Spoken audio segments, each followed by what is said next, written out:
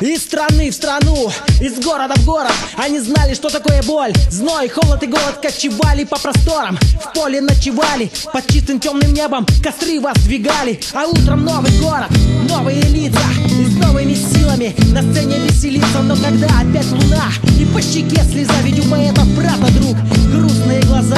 У настоящих гениев, артистов и творцов, которым никогда не видеть золотых дворцов. Но есть у них свобода, воля и простор. Вот говорят, что в деньгах счастье, не слушай, это вздор. Поверь мне, очень мало таких людей осталось. Судьба не миловала их, а просто издевалась. Но не бросая творчество, шагали смело дальше. Те люди, кто не осквернял подмостки грязной фальшью. Снег, дождь, слякоть, погода не очень, но музыкантов греет их теплый вагончик. Ведь там горит свеча и льется песня под гармонь. Переживут ненастья, у них в сердцах огонь.